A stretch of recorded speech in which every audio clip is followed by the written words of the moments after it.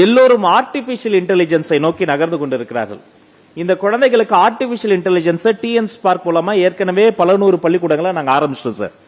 இன்னும் ஒரு படி போய் நாங்க என்ன ஆசைப்படுறோம்னா, இந்த ஆர்டிபிஷியல் இன்டெலிஜென்ஸ் மட்டும் கிடையாது, ஆர்டிபிஷியல் இன்டெலிஜென்ஸ் தாண்டி காக்னிட்டிவ் எல்லாம் தாண்டி நிறைய வந்துருச்சு.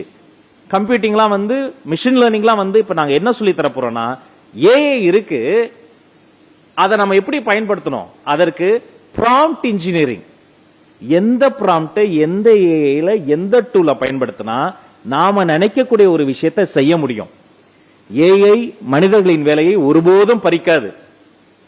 ஒரு சின்ன போட்டோ கேமரா இருக்கு பாருங்க, அது கண்டுபிடித்தது அறிவியல். கேமரா வந்து விட்டது, ஓவியர்கள் அழிந்து போவார்கள் என்று சொன்னது உலகம். கேமராவை அறிவியல் கண்டுபிடித்த பிறகுதான் அந்த கேமராவையோடு போட்டி போடக்கூடிய அளவிற்கு கேமராவால் எடுக்க முடியாத கூடுகளை எல்லாம் உருவாக்கி பிகாசோ என்ற ஒரு ஓவியன் உலக புகழ் பெற்றான். ஒரு கணிப்பொறியை கண்டுபிடித்து கொடுத்தது அறிவியல். கணிப்பொறி வந்துருச்சு, இனிமே இந்தியால கிளர்க்குகளுக்கு வேலையே இருக்காதுன்னு சொன்னாங்க.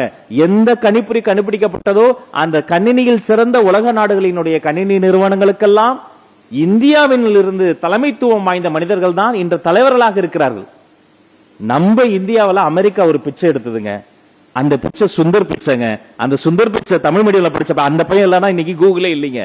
அப்ப ஆர்டிபிஷியல் இன்டெலிஜென்ஸ் பார்த்து நாம் அச்சப்பட வேண்டாம், அது யாருடைய வேலையும் பறிக்காது. அதற்கு பதிலாக அதற்கு தேவையான ப்ராம்ப்ட் இன்ஜினியரிங்கை எப்படி மாணவர்களுக்கு மாணாக்கர்களுக்கு கற்றுத்தருவது என்ற அதையும் நாங்கள் கல்வி திட்டத்தில் கொண்டு வரப்போகிறோம்.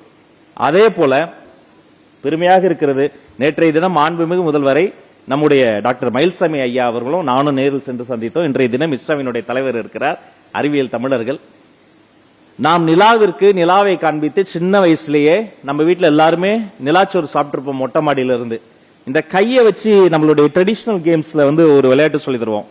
இந்த சோறு போட்டு பருப்பு கடைஞ்சி நல்லா பிசைஞ்சு கையை மூடிடும், குழந்தை மூடிடும்.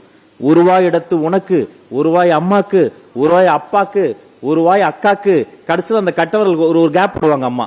கடைசியில் அந்த ஒரு வாய் எடுத்து இந்த ஒரு வாய் அதோ அந்த நிலாக்குன்னு நிலாவை காட்டி சோறு ஊட்டியது கிடையாது, நிலாவைக்கே சோறு ஊட்டிய அந்த ஒரு ட்ரெடிஷனல் திங்கிங் இருக்கு பாருங்க, நம்மளுடைய ரூட்ஸ். இதை மதிக்கணும்.